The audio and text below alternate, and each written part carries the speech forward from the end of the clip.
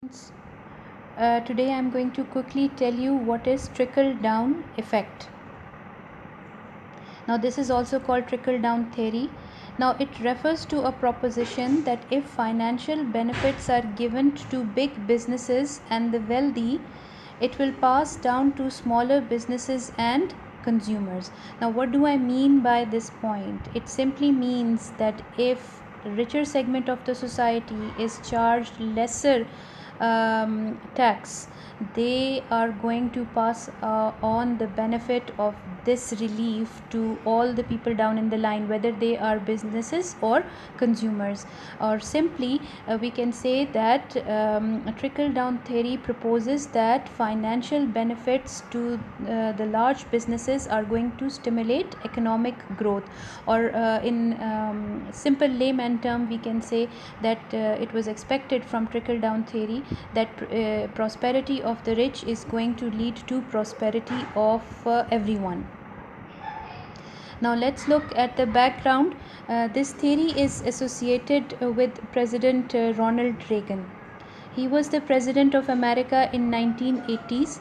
He proposed an economic policy, and one of the important points of his policy was that he said that the richer segment of the society should be charged lesser amounts of taxes. Okay, so that's why this theory is usually associated with him. Now, policies that were adopted by him are referred to as Reaganomics. So, if you are looking for the term trickle down effect, the term Reaganomics might pop up. Okay. Now, the phrase trickle down effect, it was actually used by Will Rogers. Now, Will Rogers was a humorist, and way before President Reagan times in 1930s, he was laughing at or making jokes about some another person in US government, and he was making jokes of his policies, and he used this term trickle down effect, and the trend still goes on. It is used, this terminology is still used today. Now here we come to the important part.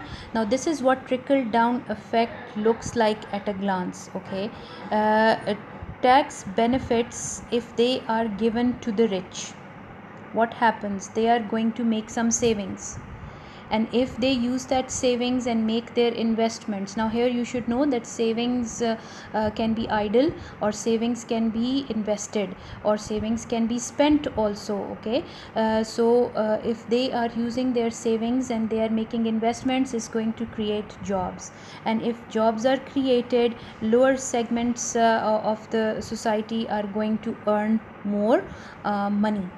Okay, and what another additional benefit, what's going to happen, that when investments are made, jobs are created, and what's benefit goes to the government can also earn a lot of increased tax revenues. Again, look, starting from the top of this diagram, if benefits are given to the rich, what happens? They are also going to make some savings, make some investments, but they are also going to do some spending, and they are going to increase the aggregate demand. Increased in aggregate demand in turn can also cause the government to earn a lot of tax revenues. And another thing that's going to happen is a multiplier effect is going to be created for increased spending. Okay, so this is what trickle down effect actually means. Now, IMF in year 2005 gave a report. Now, this report was about incomes of almost 159 countries from the year 1980 till 2012. Now, according to this report, they came up with many results, but I've picked up only two here. In their findings, they said that if the 20% of low income earners is if their income is increased by 1%, it's going to cause GDP to rise by 0.3%.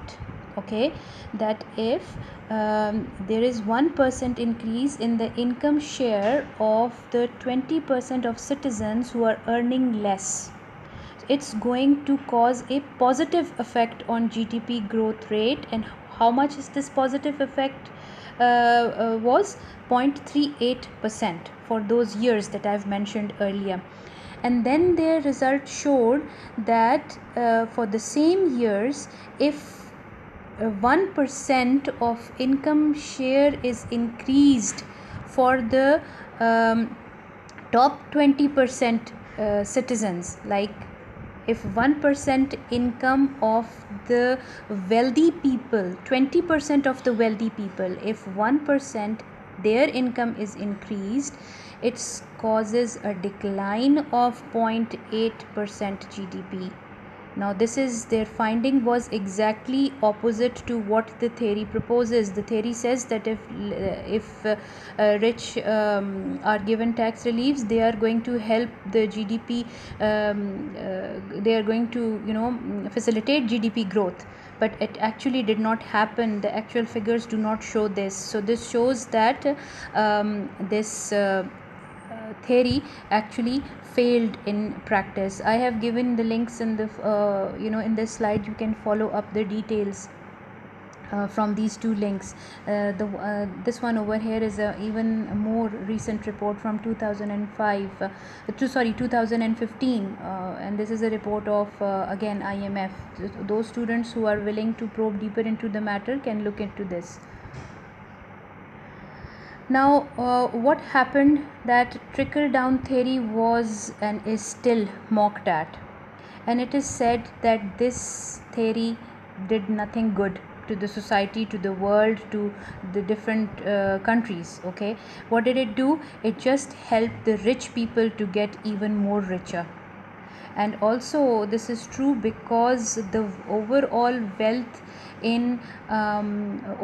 wealth of all the world is accumulated in few hands. So this point is rather true. Very few people in the world are very rich, and we can very clearly see income inequalities, and these income inequalities are not only among countries, they also exist within countries.